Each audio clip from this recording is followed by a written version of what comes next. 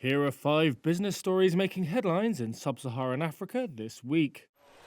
The International Monetary Fund's executive board on Wednesday approved a $3 billion 3-year loan program for Ghana, unlocking an immediate disbursement of about $600 million.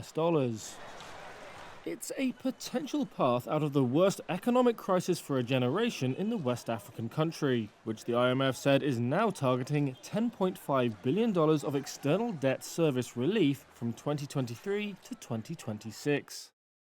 South Africa will auction at least 10 new onshore blocks for shale gas exploration in the environmentally sensitive Karoo region, a government official has said, as the country eyes alternative energy sources amid its worst ever power crisis. Fracking in the Karoo Basin, a vast area covering more than half of South Africa's land surface, has been shelved for a decade because of resistance from environmental activists and farmers, as well as regulatory uncertainty. Uganda said on Thursday that construction of its much-delayed $2.2 billion standard gauge railway will start this year.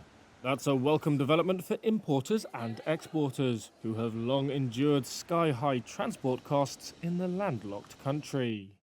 Kenya-based commercial bank Equity Group Holdings announced on Tuesday a pre-tax profit jump of 10% in the first quarter of 2023 to 16.9 billion Kenyan shillings, or $124 million. Equity, which operates in several countries in Central and East Africa, said that was as its loan book rose by just over a fifth. And finally, the African Development Bank is proposing to fast-track and front-load $3.5 billion in compensation to white farmers whose land in Zimbabwe was taken away from them during the Mugabe era, the bank's president said on Monday.